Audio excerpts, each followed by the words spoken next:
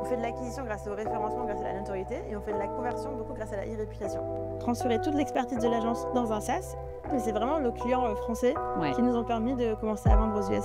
Chaque client, c'est potentiellement un ambassadeur. On vise des gens qui sont plus business que commerçants, parce que c'est peut-être même plus dur de chasser que de closer. Et qu'il n'y a pas de vraie différence dans la vente, je pense, le fait que ce soit un abonnement ou pas. Bonjour à tous, bienvenue sur le podcast We Are Sales. Je suis Corentine Berne, cofondatrice de Dreamcatcher Sales, l'agence experte en développement commercial B2B. Je suis aujourd'hui dans les locaux de Malou et j'ai le plaisir d'interviewer Louisa Hassen, fondatrice et CEO de Malou. Bonjour Louisa. Bonjour.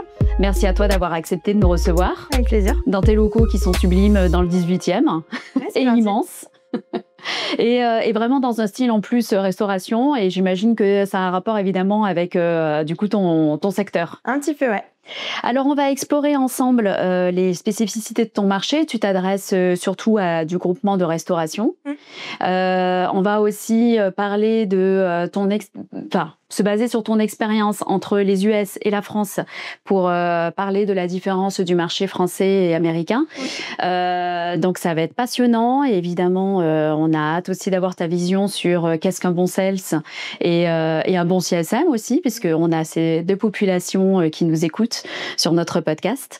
Et dans un premier temps, je vais peut-être te demander quand même de nous présenter ce que fait Malou.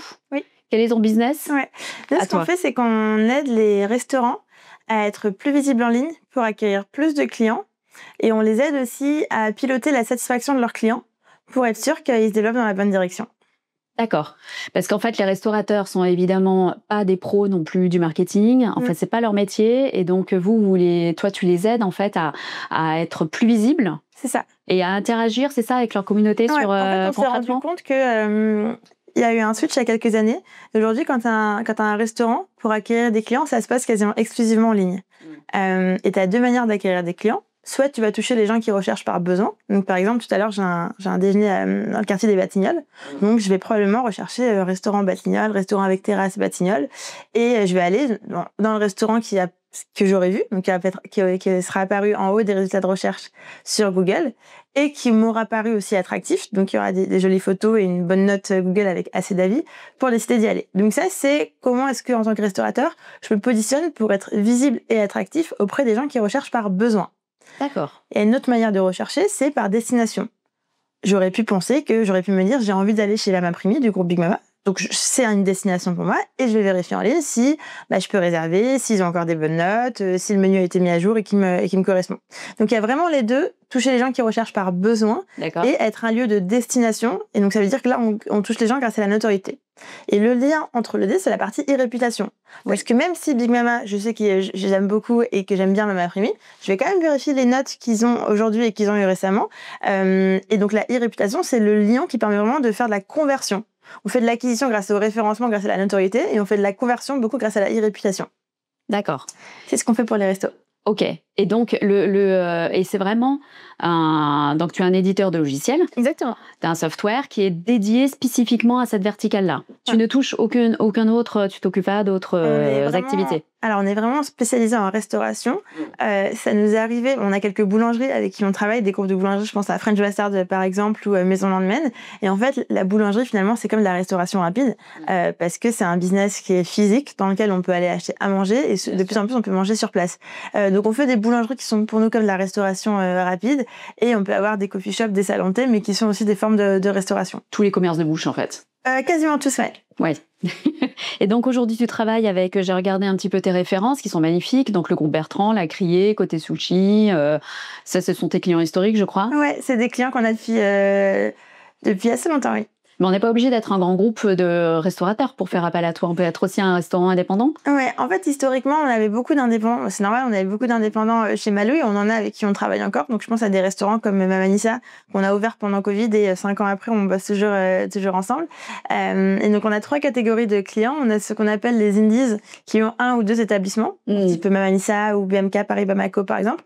On a les petits et moyens groupes qui ont entre 3 et 14 établissements. D'accord. Et on a les plus gros groupes qui ont entre plus de 15 établissements. Donc, historiquement, on avait beaucoup de indies, et là, de plus en plus, on a des 3-14 et des 15+. Et donc, le paysage, la proportion de nos clients est en train de changer pour s'orienter plus, avec une plus grosse proportion de groupes que par le passé. Et alors, ton go-to-market, c'était quand ? Il y a combien de temps à peu près ? Parce que ça a été créé en 2018, ça, je crois. Ouais, en fait, on a changé de business model. Donc, la boîte, je l'ai montée sur un modèle agence au début. Ouais. Donc, on était une agence en 2018, en 2019 et en 2020. D'accord. Sauf qu'en 2020, on s'est rendu compte des limites du modèle agence et surtout des opportunités que le modèle SaaS représentait. Et donc, on a passé la première année de Covid à construire notre SaaS, donc à transférer toute l'expertise de l'agence dans un SaaS. Et le SaaS, vraiment, on a commencé à le commercialiser en 2021.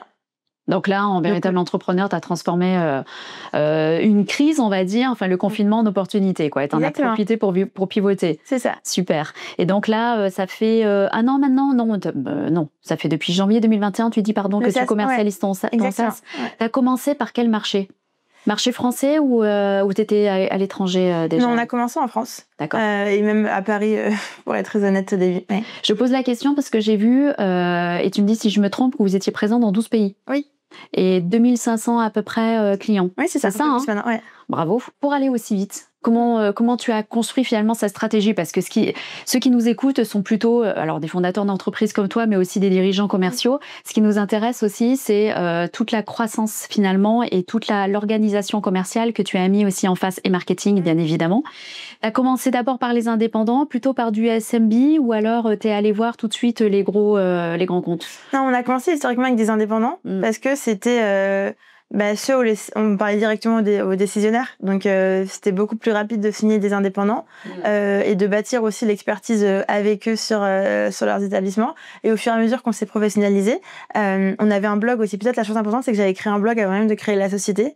Et donc là, aujourd'hui encore, on continue à bénéficier de la valeur de ce blog parce que on a beaucoup d'articles qui sont encore très bien référencés, qui sont beaucoup mis à jour grâce à Sarah de mon équipe. Et donc on a beaucoup d'inbound qui vient des indépendants. Un blog était dédié aux restaurateurs. Exactement, un blog B2B pour la restauration. Et donc, historiquement, on avait beaucoup d'indépendants grâce à ce blog. Et ce même blog a permis d'asseoir notre expertise pour aller signer nos premiers groupes. En gros, nous, sur les indépendants, il n'y avait pas de solution à l'époque. Ouais.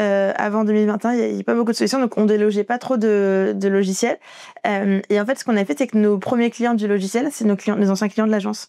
Où en fait, on les a fait beaucoup progresser. Et puis, ils sont arrivés à un certain niveau, au point que ils n'avaient plus nécessairement besoin de service, mais ils étaient prêts à prendre du logiciel pour piloter eux-mêmes. Donc, nos tout premiers clients, peut-être nos 50, 100 premiers clients, enfin, peut-être pas 50, mais nos 30, disons, plus premiers clients du SaaS, c'était des clients avec qui on avait déjà bossé sur la partie agence. D'accord. Et très vite, on a pu faire des best cases de où est-ce ils étaient au début, avant Malou, et où est-ce qu'ils étaient après Malou. Et ça nous a permis de pouvoir avoir des arguments pour convaincre d'autres restaurateurs. Et est-ce que du coup, si je comprends bien, c'est-à-dire avant que Malou existe, ils étaient présents par exemple sur La Fourchette, The Fork, ouais. Ils étaient présents sur d'autres plateformes ou d'autres sites pour leur visibilité. Et Malou a intégré aussi toutes ces plateformes-là pour pouvoir piloter et avoir une vision complète, c'est ça OK. En fait, quand on a un restaurant aujourd'hui, ça se passe beaucoup sur Google, sauf que Google ne fonctionne pas tout seul comme un îlot seul. Donc Google est connecté à une série de plateformes. Et donc c'est bien de travailler sur Google, mais si sur Google, tu as des horaires qui sont différents, t'as tes bons horaires, mais qu'en fait, sur TripAdvisor, sur The Fork, sur Apple Plan, sur une série de plateformes, t'as des informations qui sont erronées, Google va le détecter et va te pénaliser parce qu'il va estimer que ton établissement n'est pas fiable. Et donc, ils existaient sur pas mal de plateformes. Très souvent, ils avaient oublié leur code leur code d'accès sur pas mal de plateformes. Et nous, la première fonctionnalité qu'on a construite, c'est vraiment centraliser toutes les plateformes et permettre de piloter, de mettre à jour les informations sur toutes les plateformes en un clic. Et ça, c'est vraiment le step one pour travailler son référencement. Ça s'appelle du presence management. Et assez vite, on les a aidés à améliorer leur référencement parce que le presence management, c'est un moyen finalement, c'est le référencement plutôt qu'on va aller viser. Et pour ça, en fait, en agence, qu'est-ce qu'on faisait ? On allait identifier, on passait un entretien avec le restaurateur à l'époque pour aller comprendre qu'est-ce que les gens qui venaient chez lui allaient utiliser comme mots-clés pour rechercher un établissement comme le sien. Donc ça, c'était un entretien oral par le passé. Et ensuite, sur notre SaaS, c'est devenu un formulaire qui complètent avec leur Customer Success. Et ce formulaire va être capable de leur générer une série de mots-clés qui vont être pertinents pour eux. Et donc, toutes ces tâches-là qu'on faisait de manière manuelle, on a été capable de les automatiser dans le SaaS. Donc, je vois bien le gain de temps, en tout cas, que ça représente. Ouais. Tu as réussi à le chiffrer, ça, d'ailleurs, le gain de temps. Ouais, c'est une très bonne question. Du coup, on a beaucoup de restaurateurs indépendants qui questionnaient le ROI. Et c'est normal, comme tout businessman, il s'interroge sur le ROI. Et en fait, nous, le ROI, on le définit en 2 temps. Il y a le ROI sur le gain de temps gagné, puisque time is money, donc si tu gagnes 15 heures par mois, s'il y a une valeur derrière. Et ensuite, il y a le ROI sur le business généré. Donc, combien de chiffres d'affaires incrémental tu as pu générer grâce à tes actions marketing. Et ça, c'est une fonctionnalité qui existe chez Mahou depuis quelques mois. Ils ont un dashboard avec une estimation du ROI sur laquelle on va aller regarder, on va estimer le nombre d'heures qu'ils ont gagné, on va estimer le nombre de clients supplémentaires qu'ils ont générés en comparant les clics de conversion sur des périodes similaires après Mahou. Et on est capable aujourd'hui de leur donner une estimation chiffrée de quel ROI ils ont grâce à leurs actions marketing. On n'a pas la prétention de dire que le ROI, c'est juste grâce à Mahou, parce que si demain, ils font une super campagne RP, ils ramènent un vidéaste génial pour faire du contenu, on va voir les résultats sur leur visibilité et sur leur acquisition. Donc, on n'appelle pas ça le ROI Mahou, on appelle ça le ROI marketing, dans lequel Mahou joue un rôle central. Donc, tu es vraiment, en fait, parce qu'en plus, comme historiquement, tu es une agence de marketing, moi, j'avais Mahou en tête food tech, c'était plus de la martech, mais sur une verticale. Exactement, c'est ça. Et alors, je me mets toujours dans la peau d'un indépendant restaurateur. Alors là, c'était facile, tes premiers clients, tu me disais que c'était tes clients déjà de ton agence. Donc, du coup, ils te connaissent. En plus, j'imagine qu'au-delà du temps que tu leur as fait gagner, tu leur as réduit leur coût marketing au final, parce que finalement, payer un abonnement à un SaaS, c'est ton business model, j'imagine, ça coûte moins cher peut-être, je ne sais pas, que de faire appel à une agence marketing. Oui, et on n'est pas... Ah, oui, ça peut coûter moins cher, mais donc, le SaaS, il faut quand même l'utiliser, le contenu, il faut le produire, donc on ne s'oppose pas trop aux agences marketing. Et d'ailleurs, on a même des agences qui utilisent Mahou en back-office. Donc, on a une agence comme Divinementiel, par exemple, qui est une super cliente de Mahou et qui l'utilise comme outil de travail.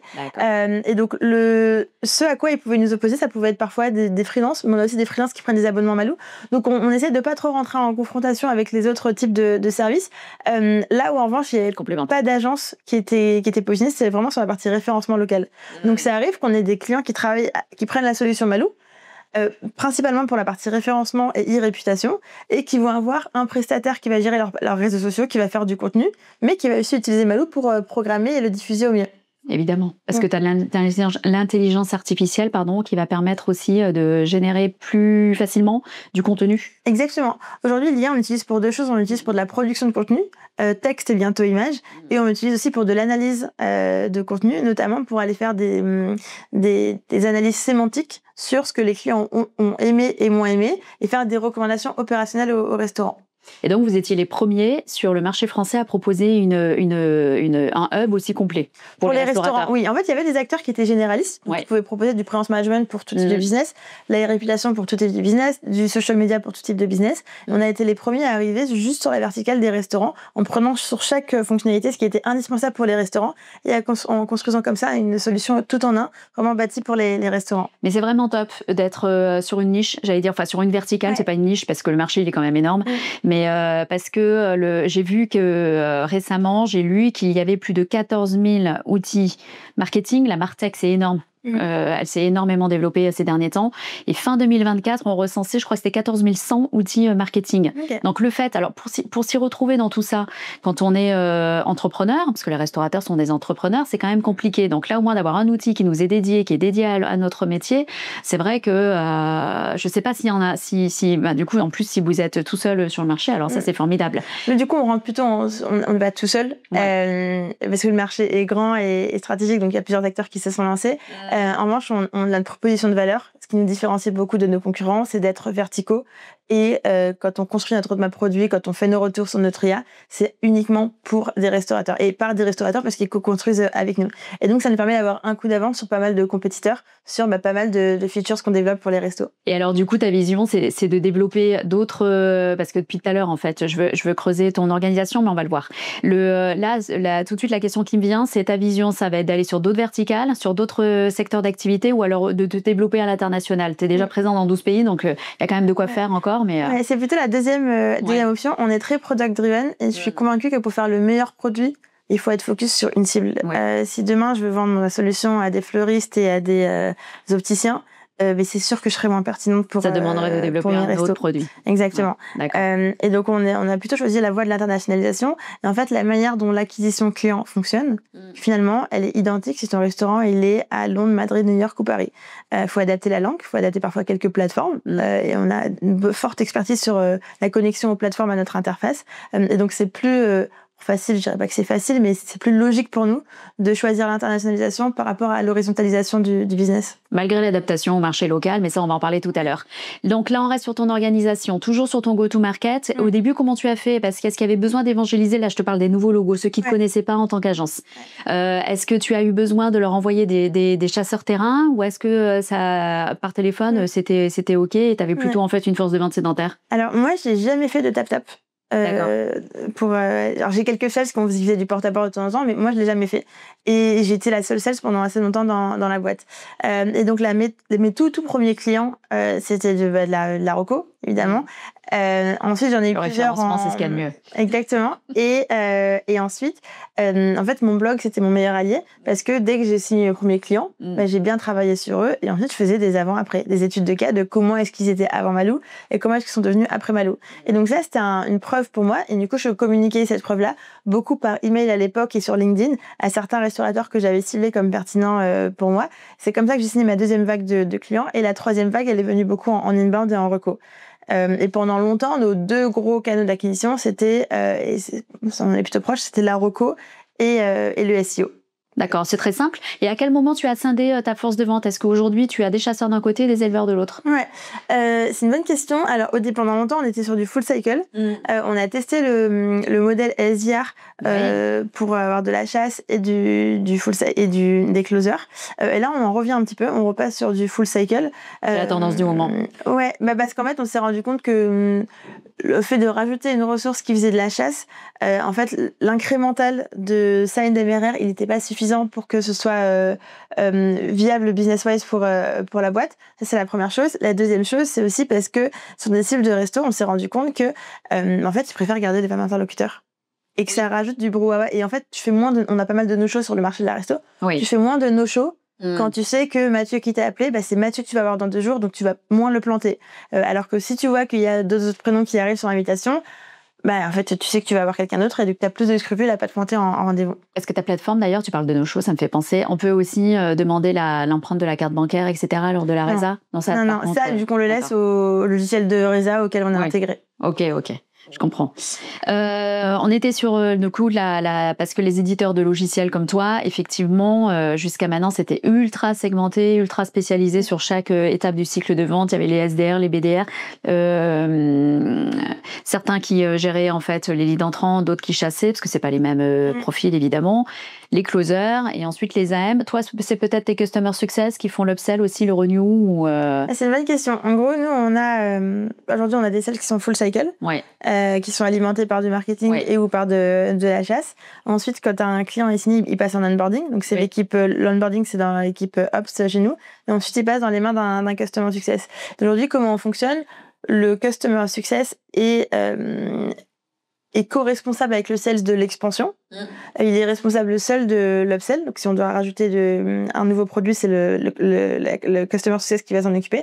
Et quand le client a fait plus de 12 mois chez nous, c'est le customer success qui est responsable seul de l'expansion. Alors qu'à moins de 12 mois, il a l'aide du sales pour y arriver. Puis il faut dire aussi que pour incentiver en général les sales, et c'est ton cas aussi, il vaut mieux qu'ils touchent encore pendant 1 an. Je ne sais pas si c'est le cas, ceux qui closent. Ils touchent encore pendant 1 an sur le revenu généré par le compte qu'ils ont closé ou ils pas? touchent par défaut, comme on a des engagements de 1 an. Par défaut, ils ont une com sur 1 an. Ils ont une com aussi, d'accord, ok. Non, mais ça, c'est important parce que sinon, c'est vrai que ça peut être épuisant pour eux. Tu as 9 personnes dans ta force de vente sur 70 salariés à peu près? 60, un peu moins de 60. D'accord. Pour un business qui est quand même réparti sur 12 pays. Là, tu as compté uniquement la France ou c'est global? C'est une bonne question. En gros, on parle de 12 pays parce qu'on a des licences actives dans, je pense, même 15 pays maintenant. D'accord. En revanche, comment on scinde le marché? On a l'équipe EMEA qui gère l'Europe principalement. Et donc, en fait, eux, ils sont tous basés à Paris. Enfin, à Paris. Le gros des deals qu'ils signent, c'est de la France. Mais ils signent aussi beaucoup de Belgique. Ils signent pas mal de Suisse. Ils signent en Espagne. Parfois, ils signent au UK. Parfois, ils signent On a des licences qui tournent à Bali, quelques-unes. Parfois, ils signent au Maroc. Enfin, ils signent pas mal à Dubaï. Ils signent, mais quand même beaucoup en France. Et on a une personne qui est mon frère, qui est basé aux US, qui est responsable exactement, c'est Riyad, ouais, qui est responsable de l'expansion US. Et lui signe que des deals en Amérique. D'accord. États-Unis beaucoup, parfois Canada, mais surtout US. Est-ce que ça veut dire qu'on peut gérer du IMIA depuis Paris parce que le marché se ressemble finalement, en tout cas dans la restauration, dans ce que tu connais, et par contre, US, c'est hyper important. Enfin, c'est-à-dire déjà les décalages horaires, c'est pas les mêmes. Le gros sujet, c'est le décalage horaire et deux, le niveau d'anglais. Où il faut être quand même très fluent pour pouvoir closer un deal US. Mais après, mon équipe customer, tout le monde est basé en France. Donc, on a un customer qui va aller aux US cet été. Mais jusque-là, on a réussi à gérer nos clients. Il est natif et quasiment. Anglais. Ouais, d'accord. Ok, parce que comme tu le disais, effectivement, il faut un super niveau. Oui, ouais. Et ça, c'est une belle aventure. Ton frère, je crois que ça fait 1 an qu'il a développé. Ouais. Donc, si on parle justement du marché US, on fait un petit focus dessus. Ça fait 1 an que lui, il commercialise Malou aux US. Vous aviez déjà des clients historiques là-bas? On avait quelques clients historiques qui étaient tous issus de la Roco. Donc, c'était que des Français, en fait. Soit des Français qui avaient des restos en France et aux US, et du coup, qui signaient pour les deux quand on signait avec eux en France.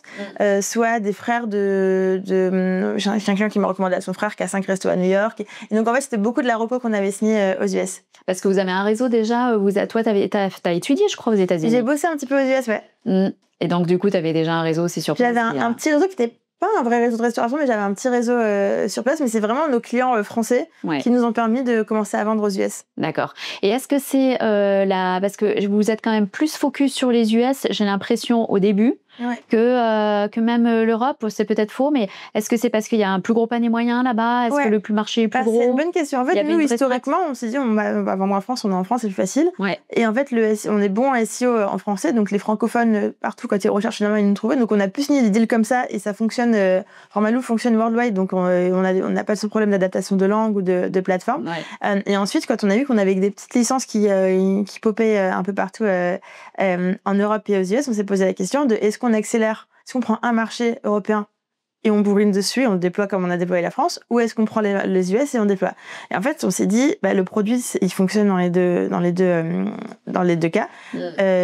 Sauf que si on craque les US et si on craque l'Espagne, par exemple, on n'est pas sur le même niveau. Donc on se dit, tentons la Ligue des Champions, allons directement aux US. Et ce qu'on a fait aux US, c'est qu'on a doublé nos pricing. Parce que, en fait, le jour où on paye des loyers, des salaires, et tout aux US, tout coûte 2 fois plus cher. Et ça choque personne sur le site. Donc on a nos prix qui sont affichés sur le site. On voit très bien qu'il y a un 2X sur les tarifs US et les tarifs français. Mais honnêtement, pour les US, l'Europe, c'est quasiment le tiers-monde. Donc ça choque même pas les Américains de voir qu'ils vont payer plus cher que les Français sur leur site. Sur notre site. Et du coup, on a choisi les US et on déploie, on est en train de déployer plutôt pas mal aux US. Donc, on va rajouter un deuxième commercial sur place et un customer success pour pouvoir accélérer sur place en faisant quand même beaucoup de choses depuis la France pour le marché américain. T'as combien de clients à peu près maintenant aux États-Unis? J'en ai peut-être 300, quelque chose comme ça. D'accord. Et alors, ton panier moyen Europe versus panier moyen États-Unis? 2X, les US. x2, d'accord. Mais tu veux pas donner le... Ah si, je peux dire, en gros, les US, on est en moyenne à... je pense $350 comme ça par client. Par mois. Par mois. Et en France, on est à peu près à la moitié. $150, je pense. D'accord. Et est-ce que tu demandes des engagements de temps, de faire signer des engagements de temps? C'est 1 an en général, l'engagement? Ça peut être plus? Le gros, c'est 1 an. Et parfois, c'est 2 ans quand on arrive sur des négos groupes, qu'il y a des négos tarifaires. Et nous, on peut consentir des discounts s'il y a des engagements qui sont plus longs, à savoir 2 ans. Puis le churn est moins facile de toute façon. Il y a moins de churn, j'imagine, sur les groupes. Exactement. Que sur les indep. C'est ça. D'accord. Et alors, tes sales full cycle, c'est pas quand même la même typologie, parce qu'en général, c'est pas les mêmes méthodes sur le SMB et sur les grands comptes. Mais est-ce que pour autant, toi, tu as mélangé un peu leur pipe commercial et ils font autant du grand compte que des indep ou pas du tout? Non, chacun sa catégorie. Il y en a qui sont sur les indies 1-2, d'autres qui sont sur les 3-14 et d'autres qui sont sur les 15+. Ils sont pas sur les mêmes cycles de vente. C'est pas les mêmes profils, pas exactement. Les mêmes objectifs. Ok. On est sur quel cycle de vente à peu près sur les groupes? Sur les groupes, on est à peu près 1 mois et demi, je pense. Ah, c'est pas très long, au final. Moi, je trouve ça long, mais... évidemment, on aimerait réduire le... Mais ça dépend, en fait, sur les groupes, il y a un paramètre qui est est-ce qu'ils sont engagés ou pas avec un concurrent. Donc, quand c'est pas engagé, ça peut aller vite. On peut signer on peut faire une semaine sur des groupes, ça arrive. Et sinon, c'est plutôt 4, 5, 6 semaines. Parce que là, il faut mettre qui autour de la table? Tu mets direction marketing, direction les DSI, pardon? Oui, alors parfois c'est une bonne question. Il y a toujours les directions marketing parce que ça va être nos users. Parfois on a les DG, la DSI en plus, et parfois aussi les directeurs des opérations. Et sur les groupes, ils sont des districts différents, mais les directeurs réseau responsables des franchisés, parce que sur Malou, il y a pas mal de fonctionnalités d'analyse sémantique. Et quelqu'un qui est responsable de, je sais pas, 15 restaurants franchisés sur une zone, en fait, en un clin d'œil sur Malou, il peut vérifier que les 15 franchisés exécutent bien la recette ABC, qu'ils n'ont pas de problème de service, qu'ils respectent les temps d'attente, etc. Donc ça permet ça remplace parfois les sujets de visiteurs mystères, et ça aide ces responsables franchisés de bien piloter la performance, s'assurer que chaque franchisé déroule comme il devrait. Une porte d'entrée aussi, je sais pas s'il y en a par contre dans cette typologie de cible, dans les groupements en fait des restaurateurs. Est-ce qu'il y a des ops ou des CRO par exemple qui pourraient être intéressés par justement ton outil?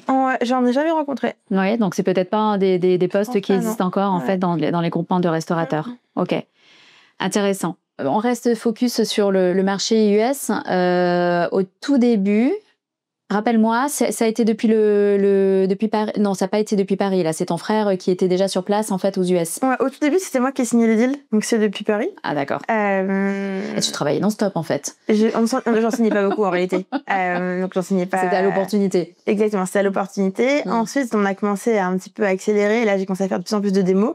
Et là, du coup, je vivais une journée avec Paris et le soir, je faisais des démos avec les US. Et donc là, ça faisait un petit peu trop. Et quand j'ai regardé autour de moi comment trouver de l'aide et une forte ressource, une bonne ressource pour pouvoir dérouler sur les US. Mon frère, entre-temps, commençait à s'ennuyer sur son job. Il n'avait jamais fait de sales, mais... Oui, parce qu'il vient pas du tout de ce secteur, ton frère. Non. Il vient du secteur financier, je crois. Exactement, il faisait du VC, mais il est très structuré et il a un super bon relationnel. Ça c'est sûr. Et du coup, je pense que c'est deux des grosses qualités nécessaires pour la partie sales. Donc, il a commencé comme ça en prestat sur du 100% success-based par rapport au deal qu'il signait. En fait, rapidement, il s'est mis à signer bien, puis très bien. Ah bah, il doit avoir un discours hyper héroïste que les Américains adorent, d'ailleurs. Et ça a bien pris. Et là, il bosse avec nous temps plein et il s'éclate et ça marche bien, donc on est tous contents. Bah ouais, c'est génial de travailler avec son frère, c'est exceptionnel. Et donc, le fait d'aller aussi sur le marché US, j'imagine que c'est ce qui a plu à tes investisseurs parce que tu as levé 10 millions, je crois, en 2023, en fin 2023. Et c'était justement pour l'internationalisation. Ouais, on a levé... Historiquement, on était bootstrap. Et en fait, on avait l'agence qui a financé le développement du produit. On avait fait une petite levée sur laquelle on n'avait pas communiqué. Merci. Ouais. Une petite levée sur laquelle on n'avait pas communiqué pour pouvoir se permettre en fait de lever le pied sur l'agence. Parce que même si ça a généré pas mal de revenus, c'était un défocus parce qu'on passait quand même beaucoup d'énergie dessus. Et on a pu accélérer en 2023. Donc, on avait levé printemps-été 2023. On a communiqué un peu plus tard dessus.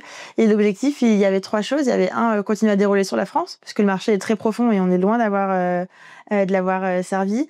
2, l'internationalisation, parce qu'on avait, en bricolant, on avait des licences qui tournaient dans plusieurs pays, mais on avait jamais mis de vrais efforts. On avait juste fait un test sur la Belgique, pré-levée de fonds, pour prouver qu'on était capable de dérouler sur un marché. Et on avait de très bons résultats sur la ville de Bruxelles. Et donc, on a levé pour pouvoir répliquer le modèle de Bruxelles sur d'autres géographies. Et le 3e, c'était le produit. Parce qu'on a un gros sujet sur... on est très product-driven, on veut avoir le meilleur produit. Oui. Donc, c'est-à-dire qu'il faut investir dans les people de qualité pour construire le meilleur produit. Effectivement. On avait un gros sujet sur le recrutement tech aussi. Donc, c'est comme ça que tu as utilisé en tout cas les fonds. C'est vraiment aussi sur l'équipe tech. Exactement. D'accord, ok. Parce que ton équipe sales aussi, tu l'as construite là récemment après la levée de fonds ou t'étais toute seule, tu disais avant? Pendant longtemps, j'étais la seule sales. J'avais peut-être 5 sales pendant la levée de fonds. Et on a complètement changé l'organisation. J'avais des sales qui étaient régionaux à l'époque. Donc j'en avais à Lyon, à Toulouse, dans plusieurs villes, j'avais un commercial. Et on s'est rendu compte que le modèle sales en région, ça fonctionnait moins bien parce que c'était plus dur d'intégrer la personne, il fallait faire des allers-retours.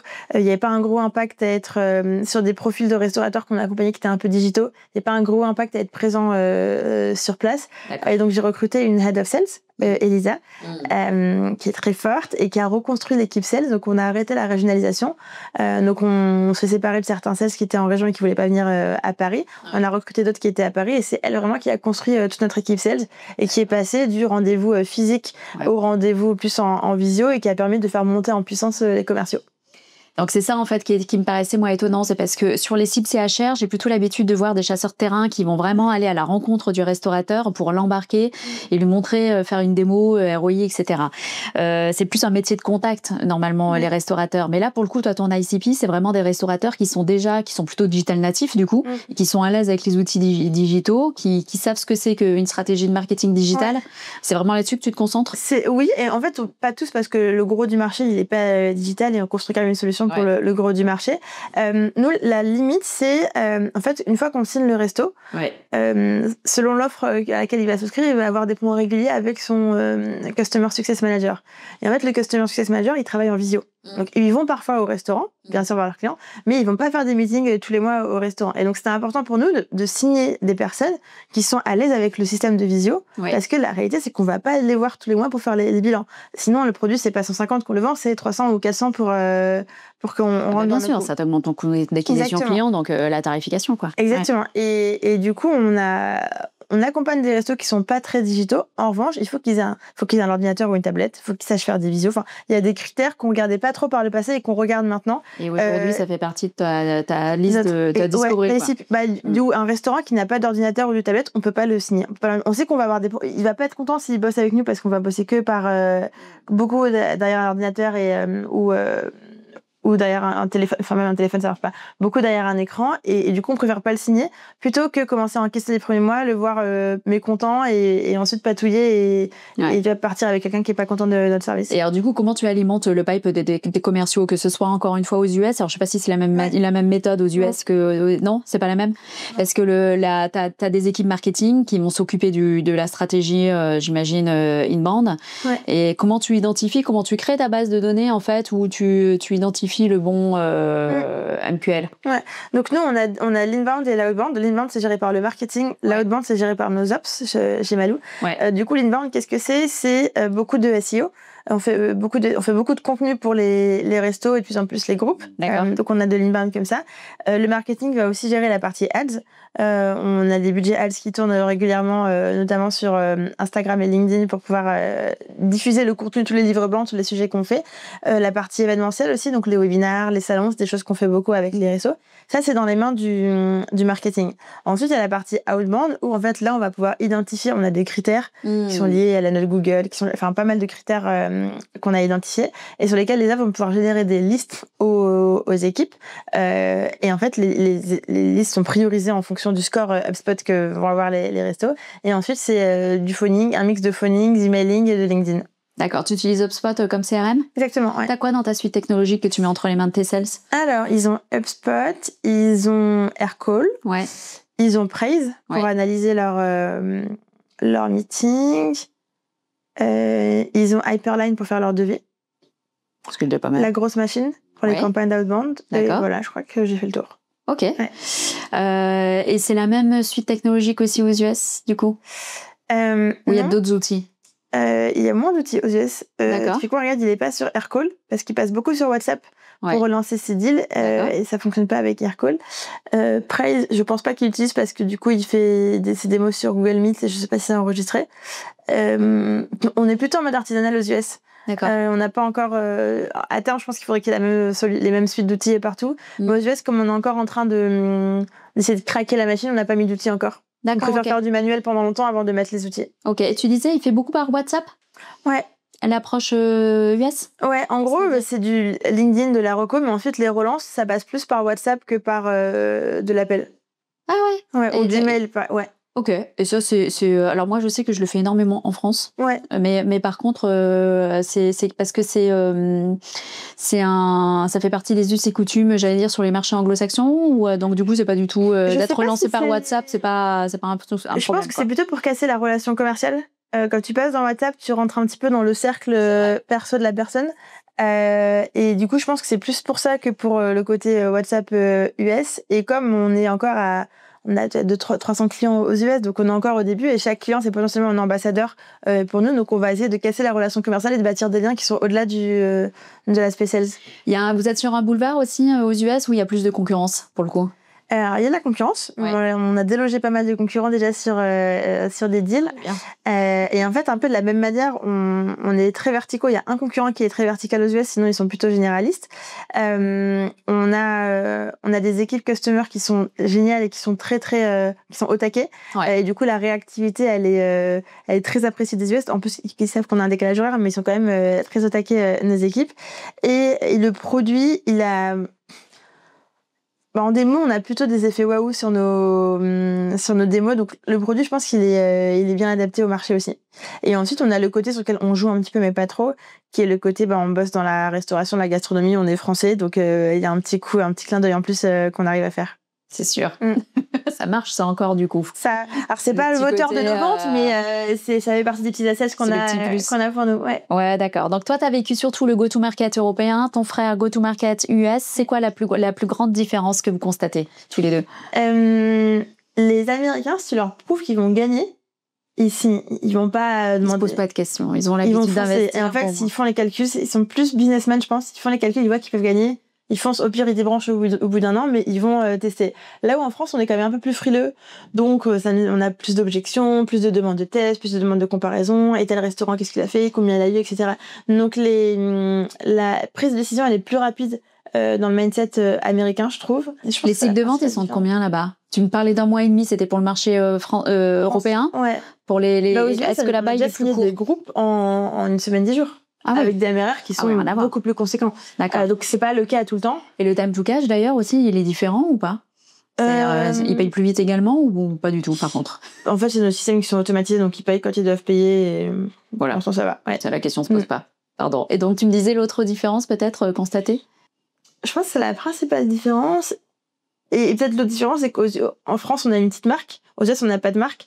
Et donc, on bénéficie moins de la notoriété Malo aux US qu'en France. Donc, la prise de rendez-vous, elle peut être un peu plus difficile sur les US parce que on n'est vraiment personne là-bas. Et là, on commence à avoir des logos qu'on peut citer en preuve sociale pour décrocher des rendez-vous. Mais c'est un peu plus dur de décrocher des rendez-vous aux US qu'en France. Et comment il s'y prend pour décrocher des rendez-vous? Il a fait beaucoup de référals. Ouais. Son réseau, le réseau de son réseau, etc.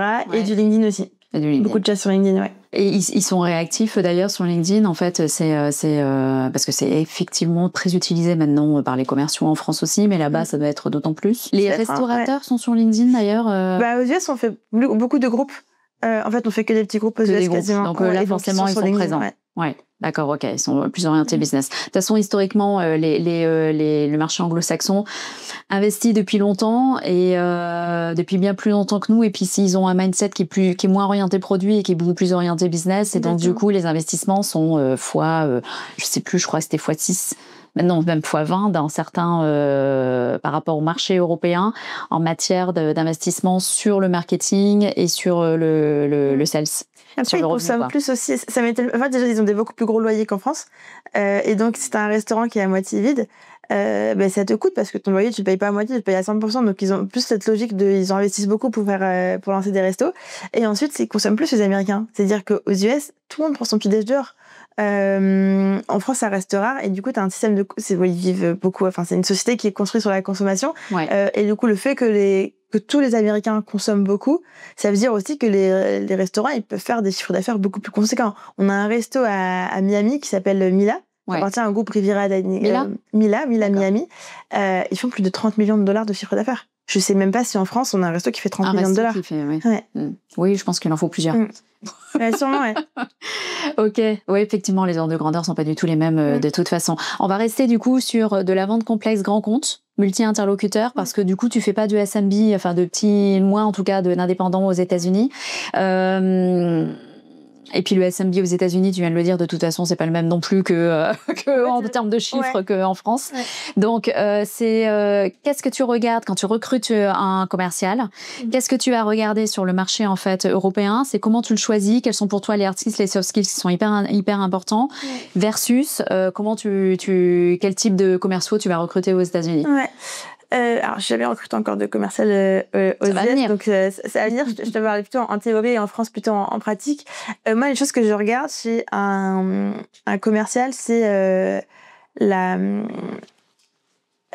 être result driven. C'est un métier qui est sur la commission, donc tu dois avoir des résultats si tu veux bien gagner ta vie. Mais je regarde beaucoup la capacité à chercher la perf. Et être vraiment performance driven chez un commercial, c'est la première chose que je regarde. La deuxième, c'est le fait d'être à l'aise. En fait, le métier de vente, c'est pas un métier de séduction, mais pas loin. Et donc pour ça, il faut être très à l'aise à l'oral, mais ça fait pas tout. Donc un commercial qui a beaucoup de bagou, mais qui est pas structuré, je sais que ça va pas fitter. Oui, d'accord. Parce que on est, et surtout là maintenant qu'on fait plus beaucoup de rendez-vous physiques, on fait pas de tap-tap. Enfin, on vise des gens qui sont plus business que commerçants. Et du coup, sur lesquels il faut être très structuré, il faut faire ses relances à temps, il faut pouvoir répondre aux objections, il faut pouvoir comprendre le produit. Donc, un côté structure que je cherchais un petit peu moins par le passé, qui maintenant est devenu très important sur les profils qu'on recrute. Et après, la débrouillardise. Donc, ça, c'est quelque chose que je regarde pour n'importe qui rejoint Malou. En fait, c'est... Dans quel sens ? La vie, c'est gérer des problèmes tout le temps. Oui. Et donc, faut pas paniquer quand il y en a, parce qu'il y en aura tout le temps. Et deux, faut être capable de trouver les bonnes ressources pour se débatouiller et aller chercher la solution. Et donc, quelqu'un qui va attendre que la solution vienne à lui ou qu'un collègue lui apporte la solution, pour moi, c'est un red flag très vite. Donc, je vais beaucoup regarder combien de fois ils ont été confrontés à des problèmes et creuser pour qu'on me raconte comment ils se sont dépatouillés de ces problèmes-là. D'accord, ok. Voilà. Donc de toute façon, tu ne prends que des confirmés, pas des juniors dans ce sens-là. Non, on avait pris des juniors pour la partie SDR, parce qu'en fait, je sais pas si tu as déjà recruté des confirmés SDR, mais j'en ai jamais vu. Enfin, j'en ai... Ah si. Là, maintenant, heureusement, parce que nous, ça fait quand même depuis 2015 ça fait 10 ans que l'on a créé Dreamcatcher Sales, et on avait une image des SDR, on a l'impression qu'il fallait toujours mettre des stagiaires, ou en tout cas, c'était le commencement d'une carrière sales, alors qu'aux États-Unis, par exemple, il y a des SDR seniors qui sont payés 80K, 90K, et de plus en plus, il y en a maintenant en France, on a enfin compris que c'était un maillon super important de la chaîne et qu'on pouvait faire toute sa carrière commerciale sur ces métiers-là. Moi, je suis d'accord, je trouve que c'est peut-être même plus dur de chasser que de closer. Mais ça n'existait pas, je suis d'accord avec toi. Par contre, il y a quelques temps, en 2021, quand tu lançais la commercialisation de Malou, il y avait quasiment pas de SDR senior. Les SDR, pour le coup, c'est le seul profil qu'on a pris au berceau. En fait, ils avaient déjà fait des stages, ils étaient en CDI, donc c'était en CDI, mais ils étaient juniors, donc on les a formés sur le métier. Et là, ils passent en sales full cycle. Et on s'est rendu compte, pour avoir échangé avec beaucoup de SDR, que c'était encore perçu comme le pré-job de sales avant de pouvoir passer en sales. Mais oui. Mais du coup, là, on en a beaucoup. Je vais pas refaire l'article encore sur ce podcast parce que c'est vrai que je le répète à chaque fois. Mais oui, on peut, et ce n'est pas stagner de rester SDR parce que c'est un vrai métier, c'est une vraie expertise de savoir ouvrir des portes. Et de toute façon, il n'y a rien à closer s'il y a personne qui ouvre des portes. Exactement. Donc, il faut être extrêmement fier de faire ce métier-là. Et puis, il y en a qui adorent ça et qui sont hyper chasseurs et qui s'éclatent sur ces métiers et qui s'éclatent un petit peu moins bien sur du CSM ou de l'élevage. Et il en faut pour tous les goûts. Mais c'est vrai que c'est rare. Voilà, c'est rare. Alors que moi, j'ai plus d'admiration pour quelqu'un qui s'est dépatouillé pour booker des meetings de grande qualité, plutôt que... Enfin, pour moi, sales, il y a une partie chasse dans tous les métiers sales. Et sales, c'est pas faire son meeting, quelqu'un qui est déjà un peu tiède chaud et le closer. C'est pas du sales, à mon sens. T'as un playbook, t'as créé par exemple des templates pour la phase de découverte, etc. Ouais, on les a revus il y a pas très longtemps, mais du coup, il y a un playbook qui est en plusieurs étapes. Il y a d'abord la préparation du rendez-vous. Donc, il y a une checklist de tout ce qu'il faut checker avant son rendez-vous. Ensuite, il y a une partie discovery. Donc, de quelles informations t'as besoin avant de te lancer dans la démo. Ensuite, il y a une partie démo qui va s'ajuster. Tu vas pas montrer toutes les mêmes features selon la personne que tu as en face et selon les problèmes qu'elle t'a présentés. Et ensuite, il y a une partie gestion des objections, parce que il y en a toujours. Et ensuite, il y a des étapes clés sur, on envoie le premier mail de relance, deuxième appel, etc. Enfin, ils ont des suivis jusqu'au closing après. Super. Donc, dès le début, tu as quand même mis en place une transmission écrite. Ouais. Et une culture commerciale. C'est toi qui t'occupes de l'onboarding des commerciaux. Non, c'est Elisa. Du coup, c'est la head of sales qui s'en occupe. Elisa et Flo qui est team lead. Donc, c'est eux qui s'occupent d'onboarder les équipes. Et c'est eux qui ont mis en place cette transmission écrite, du coup. Ouais, bah oui, ça facilite la vie de toute façon. Et comment tu les entraînes? Qu'est-ce que tu as mis en place aussi pour les entraîner, les commerciaux? Ou Elisa, du coup, a mis en place? C'est plutôt le boulot d'Elisa. Donc, ils ont une fois par semaine une sales school qui va pouvoir être sur la présentation de nouvelles features d'un nouveau produit qu'on va commercialiser, ou gestion des objections, ou gestion de, en fait, tel concurrent, on le voit souvent en meeting, qu'est-ce qu'on répond quand on mentionne ce concurrent-là en particulier. Donc, ils ont une sales school. Elle fait pas mal d'enregistrements aussi pendant les C-Schools, ils revoient des enregistrements parfois. Qu'est-ce qu'ils font d'autre? Ils font des roleplay pas mal entre eux, et parfois là on a une cliente qui est ok de venir faire un roleplay avec nous et qui va jouer, prendre plusieurs casquettes de restaurateur. C'est génial. Trop sympa, ouais. Et ça se fait de plus en plus, et c'est un vrai tips qui est de mettre de vrais personas, de pas avoir un collègue qui joue un persona, parce que il y a beaucoup plus d'objections. Il y a un biais, oui, forcément, en plus. Mais et puis au moins, ça met un peu plus de pression et on est plus dans la bonne posture. Ouais, exactement. Donc ça, c'est vraiment bien d'avoir... Alors, j'imagine que c'est une cliente historique. Ouais. Et en contrepartie Mais même rien du tout. C'est juste, elle adore Malou, elle veut nous aider. Ouais. Ah non, ça c'est Peggy. Merci Peggy, si tu m'entends. Et donc, tu disais, c'est déjà pas mal ce que vous avez mis en place, mais ok, et une transmission écrite. Et par rapport à, tu prends des commerciaux qui se sont déjà adressés aux restaurateurs, au groupement de restaurateurs, ou ça, à la limite, tu t'en fiches parce que c'est pas le plus important? Alors, on l'a fait par le passé, mais il n'y a pas un gros gap. Il n'y a pas une valeur ajoutée qui est délirante sur quelqu'un qui a déjà bossé avec de la resto, donc c'est un nice to have pour nous, mais c'est pas du tout un must have quand on recrute. D'accord. Oui, parce qu'à partir du moment où, comme tu disais, il y a une espèce d'aisance aussi à l'oral, on peut s'adapter à son interlocuteur, et à partir du moment où on est créatif aussi. Tu es un éditeur de logiciels SaaS. En général, les éditeurs de logiciels SaaS demandent de l'expérience dans la vente en SaaS. Est-ce que toi aussi c'est le cas? Ou pareil, c'est quelque chose où après tout c'est de la vente d'abonnement et donc c'est pas sorcier une fois qu'on a compris ce que c'était que du MRR et du RR? La moitié de mon équipe a eu une expérience en SaaS et l'autre moitié non. Donc, et est-ce que finalement c'est important? Franchement, pas spécialement, non. Ça reste de la vente. C'est parce que la spécificité du modèle, c'est juste vendre de l'engagement de temps au final. Oui, c'est ça. Et de vendre du récurrent et après c'est plutôt le CSM qui s'occupe du renew, etc. Exactement. Donc, ok, ça m'arrange que tu dises ça parce que c'est vrai que j'ai mangé en fait le fait qu'il n'y a pas besoin spécifiquement d'avoir déjà vendu du SaaS pour comprendre le business model. Mais c'est vrai que ça va peut-être un petit peu plus vite d'avoir déjà le wording.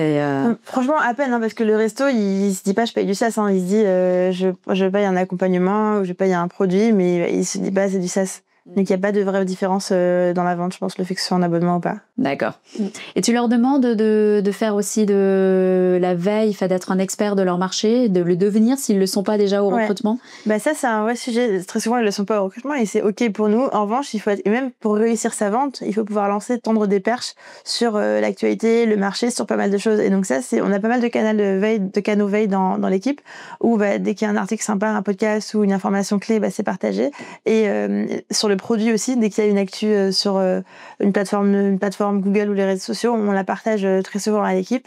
Et ça, je leur demande d'être expert parce que c'est ça qui fait la différence. Après, si t'as une chaîne Slack par exemple ou Culture où tu balances les actus. Les actus. Ouais, d'accord.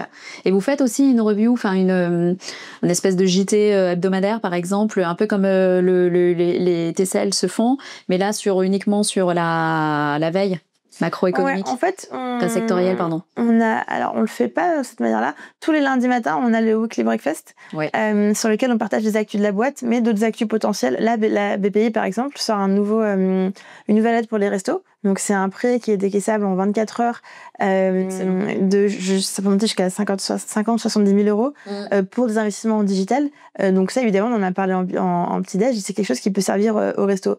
Donc, on a ce petit-déj-là. Et ensuite, on a les sales, ils ont aussi un check-out tous les vendredis après-midi, fin de journée, sur lesquels parfois il y a des intervenants qui viennent et qui vont parler d'une nouvelle feature, d'une nouvelle actu, des choses comme ça. C'est quoi les tendances en ce moment? Parce que la restauration a souffert durant le Covid. Est-ce qu'aujourd'hui, c'est un marché qui, à nouveau, est en pleine croissance ou comment ça se passe, que ce soit en Europe ou aux États-Unis? La resto, elle a souffert depuis quelques années. C'est pas un marché qui est en pleine forme. Donc, il y a eu les grèves, il y a eu les gilets jaunes, il y a eu le Covid, il y a eu l'inflation. Et donc, ça fait quand même une série de crises sur les 5 dernières années.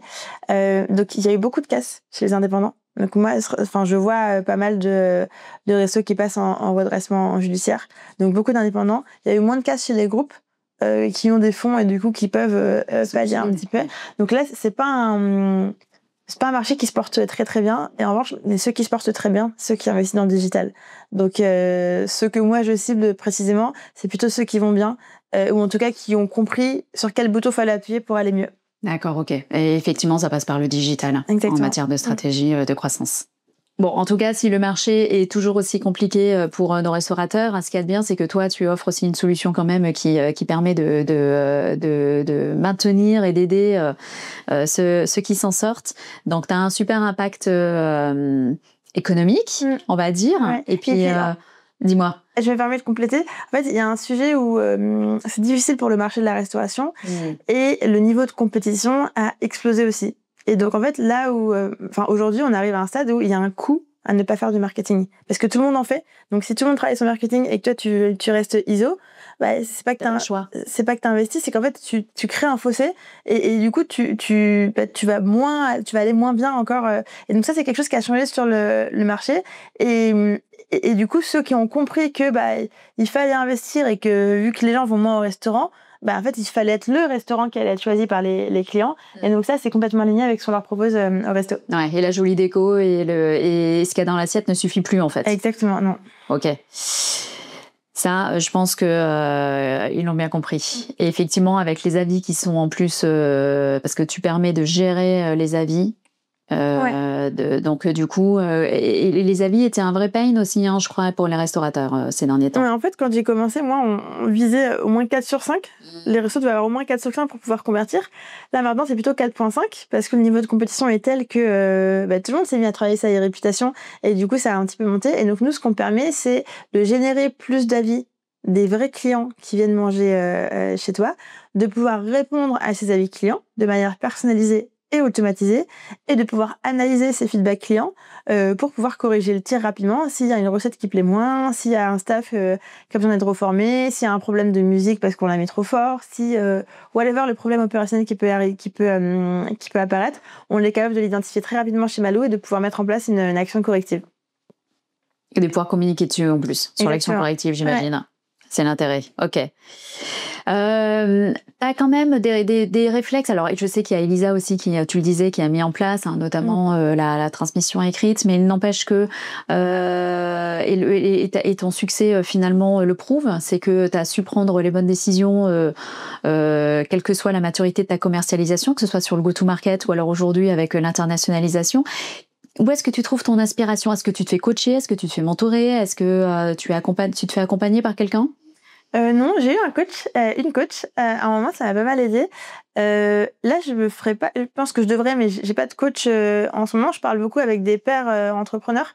On échange nos problèmes. Et mon mari est aussi entrepreneur, donc on parle beaucoup de nos boîtes respectives après tous les jours. Dans le même secteur ou pas? Non, rien à voir. Mais du coup, on n'a pas les mêmes problèmes au même moment. Donc, c'est assez pratique pour pouvoir en parler. Et c'est plutôt auprès des pairs entrepreneurs où moi, je pars du principe que vraiment tout ce que je vis, il y a des gens qui l'ont vécu et qui ont résolu leurs problèmes certainement plus vite que moi.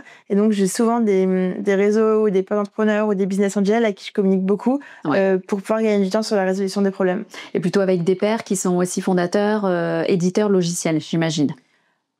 Ou pas forcément? Non, pas forcément. Tu vas aussi t'inspirer auprès de ceux qui commercialisent du service ou du produit, d'accord. Selon les problématiques, ça peut changer. Il y a des réseaux dont tu fais partie? Des réseaux d'entrepreneurs, par exemple? Oui, je suis au Galion. D'accord. Je suis dans le réseau French Founders aussi. Ok. Et c'est tout. J'avais fait HEC Entrepreneur. Donc, il y a un réseau HEC Entrepreneur aussi, beaucoup de domaines dans lesquels parfois je demande. Et après, j'ai plusieurs amis autour de moi qui je sollicite et mes BA que je sollicite beaucoup sur WhatsApp aussi. Et est-ce que pour aller sur l'international, quel que soit le marché, quels sont les conseils que tu donnerais? C'est une bonne question. Est-ce qu'il vaut mieux aller voir tel et tel réseau, par exemple? Je ne sais pas. Alors, je sais que le réseau French Founders est très bon pour la partie internationale. Je ne les ai pas beaucoup vus. Mon frère est en centre French Founders, donc c'est plutôt avec mon frère que je discutais. Mais je sais que c'est un réseau qui marche bien sur la partie internationale. Et après, moi, je recommanderais de parler avec des gens qui l'ont fait. Et de toujours aussi tester... moi, j'ai été élevée au bootstrap. Donc, en fait, j'ai jamais mis de budget day one pour tester quelque chose. Donc, c'est vraiment tester le maximum avec des hacks et manuellement avant de se dire, OK, on met un budget et on déroule là-dessus. D'accord. Et alors, j'ai vu aussi que dans tes bureaux, tu avais distillé pas mal de bouquins, mais sur des sujets totalement différents. Ouais. Pas que sur le business, d'ailleurs, mais aussi sur le savoir-être, ce genre de choses. Qu'est-ce que tu lis, toi? Qu'est-ce qui t'inspire? Moi, je lis pas beaucoup de romans business, enfin de bouquins business. J'en ai tous achetés, je pense, mais non, c'est vrai. Mais j'ai du mal à lire les livres de développement perso ou de business. Donc j'ai plutôt des romans et j'écoute des podcasts en revanche business, donc pas mal Génération Do It Yourself. Ouais. Souvent en x1.5 parce qu'ils sont très longs maintenant. Mais j'écoute pas mal ou Tech 45 ou des choses comme ça. J'écoute plus de podcasts pour m'inspirer. D'accord. Et tu trouves le temps? Tu sais quoi, c'est sur le trajet maison-bureau? Oui. C'est dans ton agenda et c'est une discipline que tu t'imposes d'écouter, d'avoir un créneau pour justement faire de la veille. Non, alors je me suis pas mis discipline à ce niveau-là. C'est plutôt quand je vois passer un podcast intéressant ou de quelqu'un dont je sais que j'ai envie de l'écouter, je le mets le soir ou quand je me promène ou quand je fais à manger ou voilà. Avant j'écoutais sur mon vélo, j'ai arrêté. Mais j'ai fait ça pendant longtemps, ouais. Il vaut mieux dans Paris, effectivement. Et est-ce qu'il y a une personne en particulier que tu as rencontrée dans ta carrière, par exemple, que tu as envie de mettre en avant ou tu pourrais me dire, bah tiens, ce serait peut-être la prochaine personne à interviewer après moi? Quelqu'un de salesy, Dimitri, le fondateur de Tiller. Oui. Je sais pas s'il a déjà interviewé. Il est très inspirant. Alors on a eu la chance de le croiser effectivement au tout début mais il est sur en plus il est sur le même marché, ouais. Le même marché. Il est sur le marché CHR Tiller, donc c'est logiciel de caisse. Exactement, qui a vendu à SumUp. Dimitri, il est très fort et très inspirant et très humble en plus. Donc Dimitri, je le trouve très fort. Et lui, pour le coup, il a fait du terrain. Il a fait du terrain, ouais. Non, mais du coup, c'est pas le même playbook pour... on peut avoir les mêmes marchés, mais en fait, c'est rarement le même playbook. Totalement. Donc Dimitri, je le trouve très fort. Mais il avait besoin d'évangélisation à l'époque, il faut dire. Exactement. Et puis, c'est de la caisse physique. Il y avait un changement réglementaire, donc il fallait bobiner tout de suite sur place. Bertrand Schellensperger, le fondateur de Fort, qui a lancé des restaurants mûrs aussi. Je trouve brillant. Je sais pas si c'est pas le plus salesy des gens de mon entourage, mais il est très fort et prend beaucoup de bonnes décisions. Et qui d'autre? Je trouve juste en des gens qui sont un petit peu salesy. Elisa, ma head of sales, elle est très forte. Je sais pas si tu l'as interviewée aussi, mais elle est très forte et très driven et très structurée. J'ai rarement vu quelqu'un d'aussi fort et en sales et en structure. Celle qui a mis en place les KPI, les process. Elle a mis en place les routines, tout. Donc, profil intrapreneur en plus. Exactement. Et voilà, je réfléchis, je pense à quelqu'un d'autre. Non, je pense que c'est tout. Donc, 2 entrepreneurs et ta head of. Exact. Ça, c'est une belle mise en valeur. Est-ce que tu as une citation, une devise que tu as fait tienne et que tu répètes à longueur de temps à tes équipes? Ou en tout cas... Ouais, je dis beaucoup straight to the point parce que c'est lié à ma personnalité, mais c'est que ça évite. Ouais, c'est ça. Et ça sert à rien de prendre des virages si on peut aller tout droit. Donc c'est quelque chose que je pense que c'est une des phrases que je dis le plus à mes équipes. Et puis aussi, je leur dis rien n'est grave. En fait, ça reste du boulot. Donc oui, c'est important, mais il faut pas se mettre mal pour un truc de boulot. Il n'y a pas de mort, il n'y a pas de maladie. Donc ça, j'essaye aussi quand je vois des coéquipiers qui peuvent être stressés pour un topic dont je sais que dans 2 mois, ils y repenseront en rigolant. Je leur dis tout de suite, juste, c'est pas grave. Ça arrive de se tromper. Il faut juste own ses erreurs, comprendre pourquoi on s'est trompé.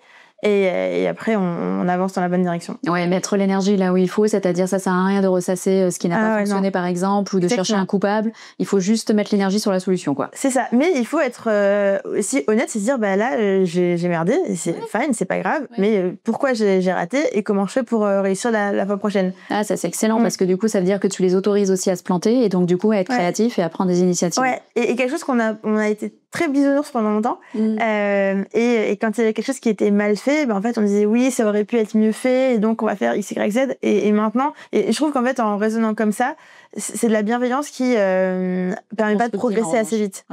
Et du coup, bien sûr qu'on reste bienveillant parce que c'est pas grave de se planter. En revanche, il faut dire quand on s'est planté, il faut own ses mistakes et après dérouler. Et ça, c'est quelque chose qui a changé, on le faisait pas trop et là je me rends compte que c'est important. C'est important, ouais. Le feedback dans tous les sens, de toute façon, qu'il soit, faut qu'il soit honnête. Exactement. Ouais. Ok, c'est extrêmement clair. Est-ce qu'il y a une question que je t'ai pas posée que tu aurais aimé que je te pose? Je pense qu'on a par rapport à tes préoccupations du moment, ou ce que tu as envie en fait de mettre en valeur.